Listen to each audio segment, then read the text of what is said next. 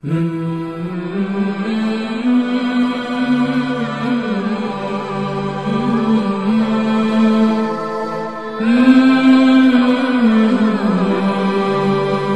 علیکم ورحمۃ اللہ وبرکاتہ۔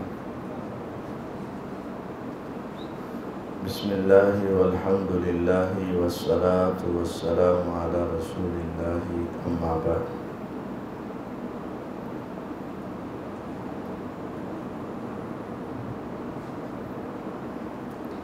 میت کی تدفین کے حوالے سے احادیث پڑھی جا رہی تھی، اسی کے آخر میں تھوڑی سی روایات رہتی ہیں۔ کچھ روایات جنازے کے حوالے سے ہوں گی اور پھر کچھ روایات ہم اسی کتاب سے قربانی کے حوالے سے بھی پڑھیں گے۔ عن جابر رضی اللہ تعالی عنہ ان النبی صلی اللہ علیہ وسلم قال لا تدفنوا موتاکم باللیل الا ان تضطروا الیہ۔ جابر رضی اللہ تعالی عنہ فرماتے ہیں کہ نبی کریم صلی اللہ علیہ وسلم نے ارشاد فرمایا، اپنے مردوں کو رات کے وقت دفن نہیں کرنا۔ کیوں؟ اس کی وجہ آگے آ رہی ہے، اِلَّا أَن تَضْطَرُّوا إِلَيْهِ، ہاں مجبور ہو جاؤ تو رات کو دفن کر دو۔ آپ نے رات کو میت کا تدفین والا معاملہ اس روایت میں منع کیا ہے کہ اپنے مردوں کو رات کو دفن نہیں کرنا۔ ہاں مجبوری کی حالت میں دفن کر سکتے ہیں۔ وجہ کیا تھی؟ وجہ یہ تھی کہ بعض لوگ رات کو جنازہ پڑھے بغیر ہی دفن کر دیتے تھے، اور دوسری وجہ یہ تھی کہ بسا اوقات لوگ میت کے کفن کا اہتمام نہیں کرتے تھے، اس کا خیال نہیں رکھتے تھے، تو آپ نے پھر اس کے کفن اور اس کے جنازے کی وجہ سے رات کو میت کو دفن کرنے سے منع کر دیا۔ آج کل تو ہمارے ہاں دن ہی رات کو چڑھتا ہے نا، لوگوں کا آغاز ہی رات کو ہوتا ہے، اٹھتے ہی رات کو اور ساری رات جاگتے رہتے ہیں، اور دن ہوتا ہے تو سو جاتے ہیں۔ لیکن اس وقت یہ نہیں تھا۔ آپ آج سے کوئی 40 سال پیچھے چلے جائیں، تصور بھی نہیں ہوتا تھا راتوں کو جاگنے کا۔ تو اس وقت تو بالکل ہی نہیں تھا، کیونکہ لائٹ بھی نہیں ہوتی تھی، تو وہ رات کو جلدی سو جانے والے افراد تھے۔ تو بعض لوگ رات کو پھر جنازے کے وقت حاضر بھی نہیں ہوتے تھے، اس وجہ سے آپ نے یہ منع کیا، لیکن اجازت آپ نے پھر دے دی۔ صحیح مسلم میں ہے، زجر ان یقبر الرجل فی اللیل، آپ نے رات کو آدمی دفن کرنے سے روکا، حتی یصلی علیہ، حتیٰ کہ اس کی نماز پڑھی جائے تو پھر جائز ہے۔ یعنی دوسری روایت میں وضاحت آ گئی کہ یہ روکا اس وجہ سے ہے کہ لوگ نماز کے بغیر دفن کر دیتے۔ اگر جنازے کی نماز ہو جائے اس کے بعد دفن کیا جائے تو اس کی اجازت موجود ہے۔ اور وہ حدیث بھی آپ کو یاد ہوگی کہ مسجد کی صفائی کرنے والی عورت، صحابہ نے اس کو رات کو دفن کیا تھا، تو آپ نے ان سے پوچھا کہ وہ کدھر ہے، اور انہوں نے کہا ہم نے جنازہ پڑھ کے دفن کر دیا اس کو۔ تو آپ نے یہ نہیں کہا کہ تم نے رات کو کیوں دفن کیا، بلکہ آپ نے کہا کہ مجھے اس کی قبر پر لے چلو۔ اس کا مطلب یہ ہے کہ رات کو دفن کیا جا سکتا ہے۔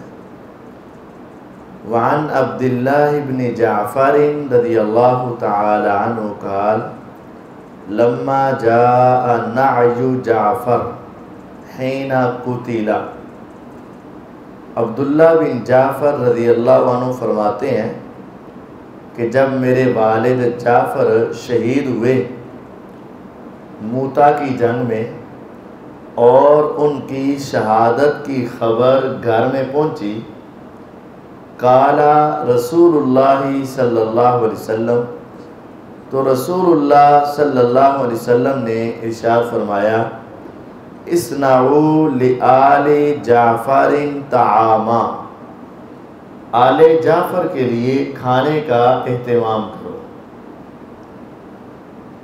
فقد اتاہم ما یشغلہم، ان کے پاس ایسی خبر آئی ہے جو ان کو کھانے پینے سے مصروف کر دے گی، یہ کھائیں پئیں گے نہیں، پکانے کی طرف توجہ نہیں جائے گی۔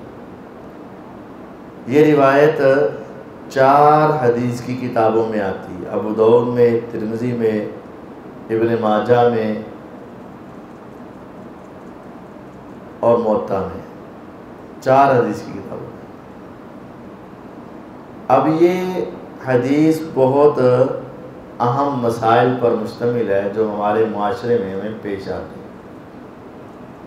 پہلا مسئلہ یہ ہے کہ کھانا میت کے گھر میں بنائے گا کون؟ دوسرا مسئلہ ہے کہ کھانا کتنے دن تک بنانا ہے، اور تیسرا مسئلہ ہے کہ وہ کھائے گا کون؟ پہلا، کھانا بنائے گا کون؟ حضور علیہ السلام نے تمام صحابہ کو مخاطب کر کے کہا، اصنعوا لآل جعفر طعاما، جعفر شہید ہو گئے ہیں، ان کی شہادت کی خبر آئی ہے، اے صحابہ ان کے لیے تم کھانا بناؤ۔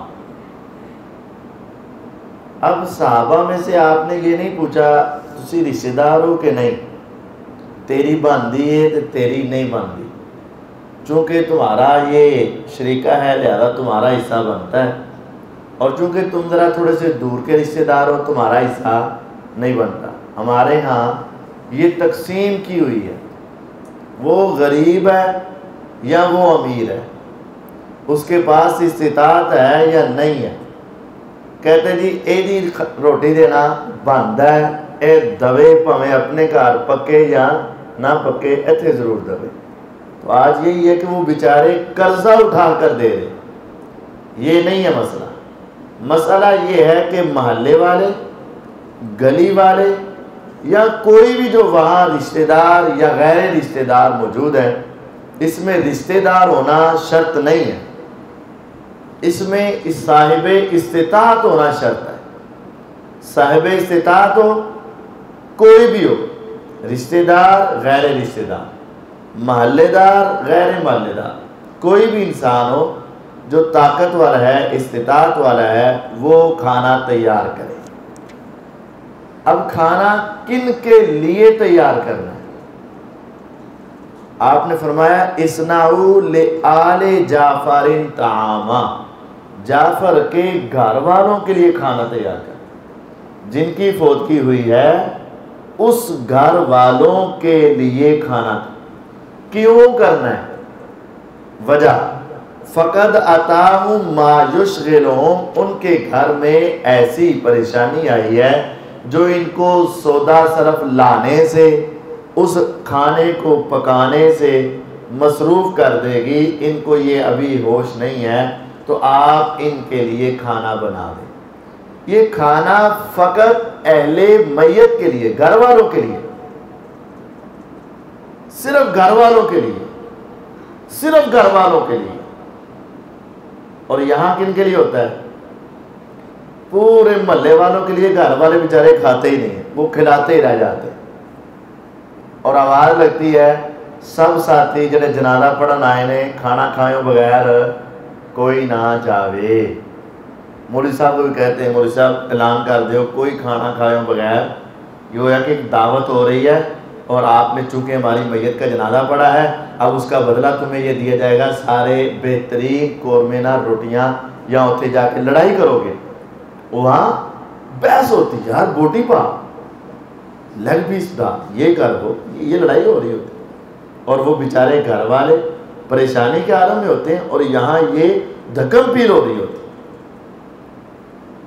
تو یہ کھانا محلے والوں کے لیے نہیں، محلے والوں نے تو بنانا ہے، یہ کھانا صرف گھر کے افراد میں. اس وقت صورتحال یہ ہوتی تھی کہ خبر موت کی فوری دور دراز تک نہیں پہنچتی تھی، یعنی کمیونیکیشن کے انتظام نہیں تھا، یہ فون موبائل وغیرہ نہیں تھے.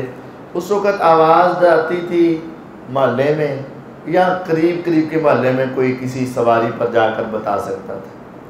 لیکن دور کے محلے میں، یعنی یہاں کوئی فوتگی ہوئی ہو تو ابھی اس کی وفات کی خبر فیصل آباد تک پہنچ جائے اور پھر وہاں سے افراد آ بھی جائیں اسی دن، یہ ممکن نہیں تھا، ممکن ہی نہیں تھا. یہاں سے 200 کلومیٹر کے فاصلے پر بندہ جائے اور وہاں جا کے بتائے اور وہ آ جائیں، ایک دن میں اتنا سفر ممکن ہی نہیں ہوتا. تو ہوتا یہ تھا کہ میت کے پاس صرف گھر والے افراد ہی ہوتے تھے یا قریب والے ہوتے تھے بس. لیکن آج کل چونکہ یہ کمیونیکیشن کا انتظام ہے، گاڑیاں ہیں، بسیں ہیں، سواریاں ہیں، آج کل دور سے بھی لوگ پہنچ جاتے ہیں، اسلام آباد سے پہنچ گئے، پنڈی سے پہنچ گئے. اب وہ واپس نہیں جا سکتے. یہ تو نہیں ہے کہ وہ آئیں اور جنازہ پڑھیں اور وہاں سے نکل جائے، وہ ٹھہرتے ہیں تھوڑی دیر، 1-2 دن ٹھہرتے. اب ان کے کھانے کی صرف گنجائش نکل سکتی ہے مجبوری کے عالم میں، چونکہ گھر والے ہیں انہوں نے پکانا نہیں اور یہ ان کے گھر میں بیٹھے ہوئے ہیں، یہ بھی اس گھر میں کھانا خود تو نہیں پکا سکتے اور باہر جا کر ہوٹلوں پر تو کھانا نہیں کھا سکتے. وہ ویسے ہی برا لگے گا کہ ہمارے فوتگی ہوئی ہے اور تم یہاں آ کر ہوٹلنگ کر رہے ہو. تو بس زیادہ سے زیادہ جو گنجائش نکلتی ہے وہ فقط گھر والے افراد اور دور دراز سے آنے والے مہمانوں کے لیے بس. اس علاقے میں اگر فوتگی ہوئی ہے تو یہ جو قریب کے علاقے والے لوگ یا اپنے محلے والے لوگ، قریب کے رشتہ دار لوگ، ان کا اس جگہ پر بیٹھ کر کھانا قطعاً جائز نہیں، قطعاً جائز نہیں. پیچھے وجہ کیا تھی؟ ان کی ایسی مصروفیت بن گئی ہے کہ وہ پکا نہیں سکتے. تو یہ تو سارے اپنے اپنے گھروں میں پکا کر آتے ہیں، کھا کے بھی آتے ہیں اور جا کے بھی کھاتے ہیں، تو پھر یہاں ان کا کھانا درست نہیں ہے. پہلی بات، پکائے کون؟ کوئی بھی صاحب استطاعت، رشتہ دار ہونا ضروری نہیں. دوسری بات، کھائے کون؟ گھر والے یا دور سے آنے والے رشتہ دار جو یہاں اپنا انتظام نہیں کر سکتے. تیسری بات، بنایا کتنے دن جائے؟ یہ 3 دن بنانا بھی لازم نہیں ہے. یہ پکی روٹی سمجھتے 3 دن روٹی، محلے داروں کی موجیں 3 دن، یہ نہیں ہے. زیادہ سے زیادہ 3 دن ہے، ویسے 1 دن ہے. پہلے دن کرو، باقی اپنا اپنا کام کرو. زیادہ سے زیادہ 3 دن ہے، لیکن اصل کیا ہے؟ 1 دن بس. مجبوری ہو تو چلو 2 دن، اور مجبوری ہو تو 3 دن. اس سے زیادہ کرنے کی اجازت نہیں، زیادہ سے زیادہ 3 دن بنا سکتے. وعن سلیمان ابن بریدہ عن ابیہ قال کان رسول اللہ صلی اللہ علیہ وسلم یعلمہم اذا خرجوا الى المقابر ان یقولوا السلام علی اہل الدیار من المؤمنین والمسلمین وَإِنَّا إِن شَاءَ اللَّهُ بِكُمْ لَلَاحِقُونَ نَسْأَلُ اللَّهَ لَنَا وَلَكُمُ الْعَافِيَةَ. سلیمان بن بریدہ اپنے والد بریدہ رضی اللہ عنہ سے روایت کرتے ہیں، رسول اللہ صلی اللہ علیہ وسلم صحابہ کو سکھایا کرتے تھے کہ جب وہ قبرستان کی طرف جائیں تو وہ یہ کلمات کہیں. قبرستان میں جانے کی دعا، قبرستان میں جانے کی دعا کے الفاظ یہ ہیں: السلام علی اہل الدیار، اے گھر والو تمہیں اللہ سلامت رکھے عذاب سے، بچا کر رکھے عذاب سے. مومنوں، مسلمانوں، اللہ تمہیں عذاب سے بچا کر رکھے، اور اگر اللہ نے چاہا تو ہم بھی تمہارے ساتھ آ کر ملنے ہی والے ہیں. ہم اللہ تعالیٰ سے اپنے لیے اور تمہارے لیے عافیت مانگتے ہیں کہ اللہ ہمیں اور آپ کو بچا کر رکھے۔ یہ دعا ہے، رواہ مسلم، صحیح مسلم کے اندر یہ روایت ہے، اور ترمذی میں اس کے کچھ الفاظ تھوڑے سے مختلف ہیں۔ وعن ابن عباس رضی اللہ تعالیٰ عنہ قال، عبداللہ ابن عباس رضی اللہ عنہ فرماتے ہیں کہ مر رسول اللہ صلی اللہ علیہ وسلم بقبور المدینہ، اللہ کے رسول صلی اللہ علیہ وسلم مدینے کی قبروں کے پاس سے گزرے، فاقبل علیہم بوجہہ، تو قبرستان کی طرف چہرہ کیا اور آپ نے یہ دعا پڑھی، السلام علیکم یا اہل القبور، اے قبروں والو اللہ تمہیں سلامت رکھے، یغفر اللہ لنا ولکم، اللہ ہمیں اور آپ کو معاف کر دے، انتم سلفونا ونحن بالاثر، تم ہم سے پہلے چلے گئے اور ہم تمہارے پیچھے آ رہے ہیں۔ یہ دو دعائیں دونوں طریقے سے ہی ٹھیک ہیں، دونوں ہی مانگی جا سکتی ہیں، دعاؤں کے الفاظ مختلف ہیں لیکن مفہوم ان کا ایک ہی ہے کہ اللہ ہمیں اور تمہیں معاف کرے اور ہمیں اور تمہیں عذاب سے بچا کر رکھے۔ بعض لوگوں کو یہاں ایک خطا ہوئی، غلطی لگی، انہوں نے یہ سمجھ لیا کہ شاید یہ مردے کو مخاطب کیا گیا ہے، لہذا پتہ چلا کہ میت سنتی ہے، کیونکہ دعا میں ہے نا السلام علی اہل الدیار، السلام علیکم یا اہل القبور، اے قبروں والو تمہارے اوپر کیا ہو، سلامتی ہو۔ اس کا مطلب ہے کہ وہ سنتے ہیں، اس لیے تو کہا جا رہا ہے اے قبروں والو تمہارے اوپر سلامتی۔ یہ ان کو سننے میں یا سمجھنے میں غلطی لگی۔ اصل میں سلام کی تین قسمیں ہیں۔ ایک سلام ہوتا ہے جو ملاقات کے وقت بولا جاتا ہے، سلام تحیہ۔ دوسرا سلام ہوتا ہے جو دعا کے طور پر بولا جاتا ہے، سلام دعا۔ اور تیسرا سلام ہوتا ہے جو کسی جاہل سے متھا لگنے پر جان چھڑانے والا سلام ہوتا ہے، اسے سلام متارکہ کہتے ہیں۔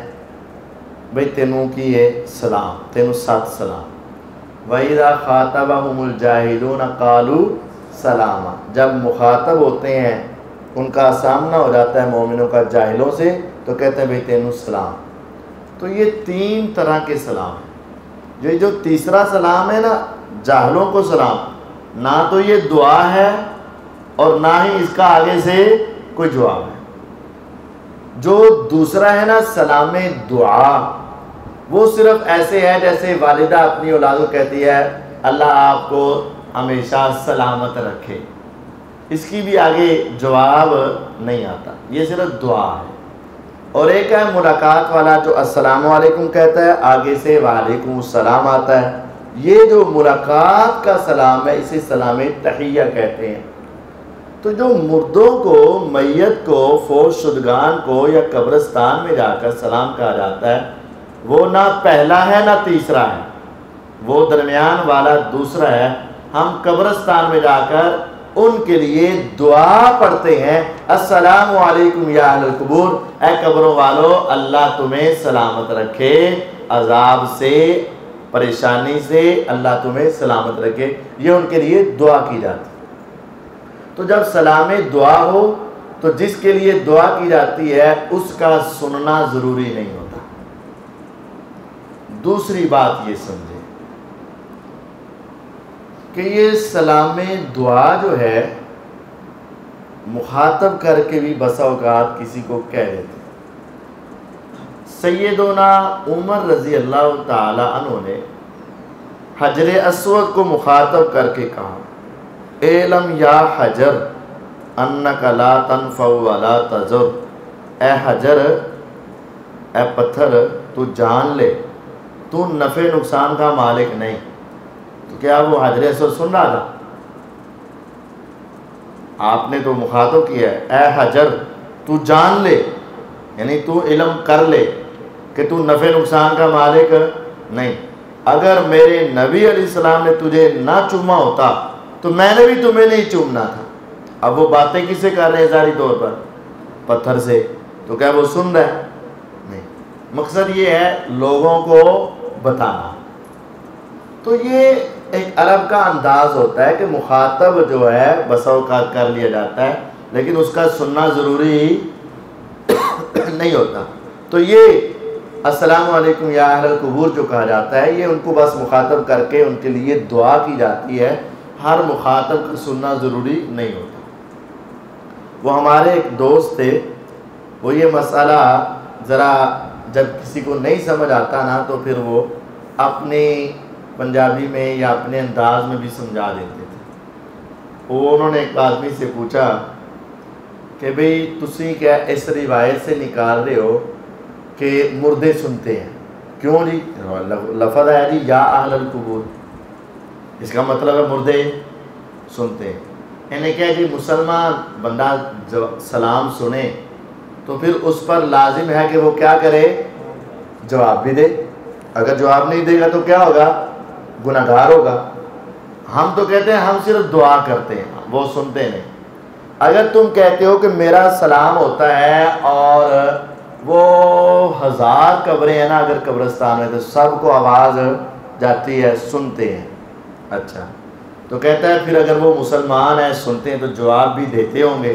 کہنے بالکل جواب دیتے ہیں. انہوں نے کہا پھر تمہیں بھی سنتا انہوں کا جواب؟ تم سلام لیتے ہو تو سارے مردوں کو سن جاتا ہے تو وہ جواب بھی دیتے؟ کہنا بالکل دیتے ہیں. تو انہوں نے کہا پھر تمہیں ان کا جواب سنتا ہے؟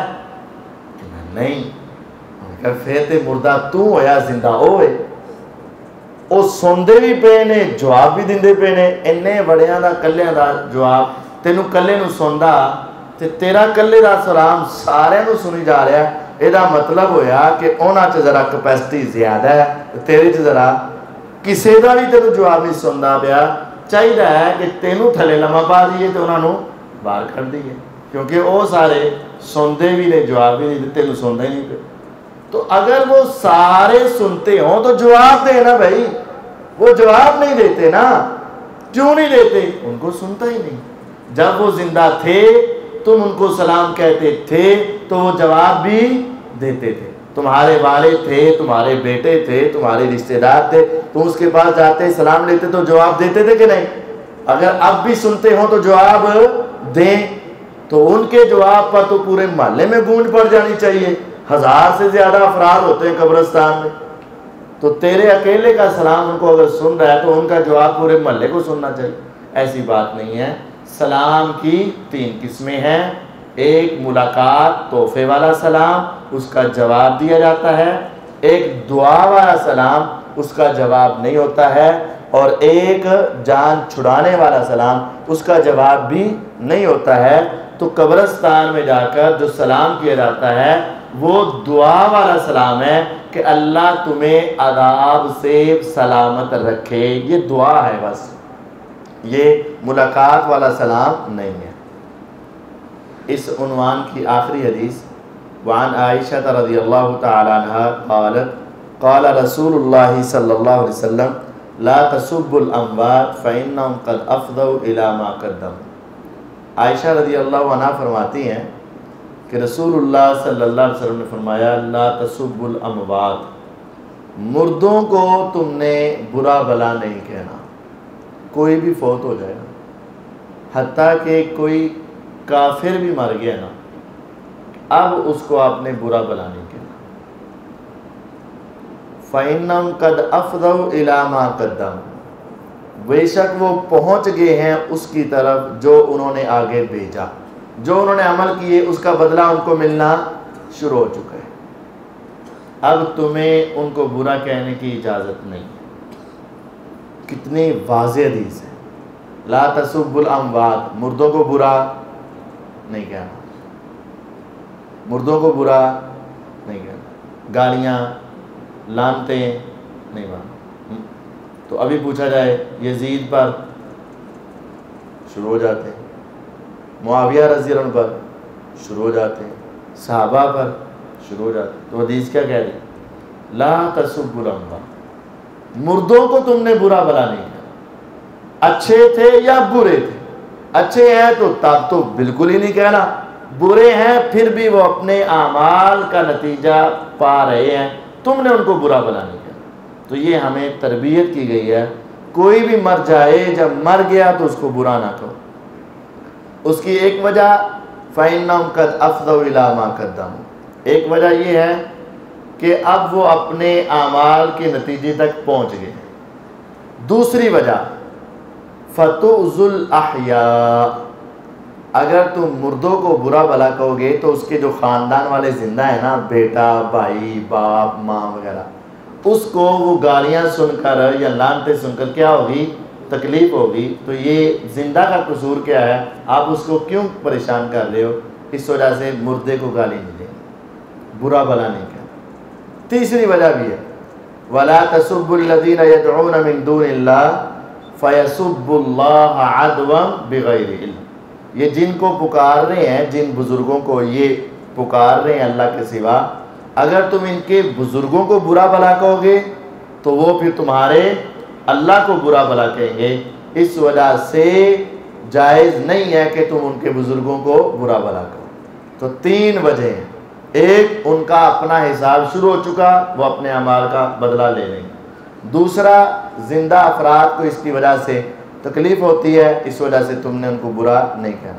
تیسرا، اگر تم ان کو برا کہیں گے تو وہ تمہارے رب کو برا بھلا کہیں گے، اس وجہ سے فوت شدگان کو برا بھلا نہیں کہنا، چاہے وہ برا تھا بھی تب بھی تم نے اس کو برا نہیں کہنا، وہ اپنے اعمال کا نتیجہ پا لیں گے۔ اور اگر وہ اچھا تھا تو پھر بھی نہیں کہنا، کیونکہ وہ اصلاح حقدار بھی نہیں تھا اور اس کے کہنے پر تمہیں عذاب بھی ہو سکتا ہے۔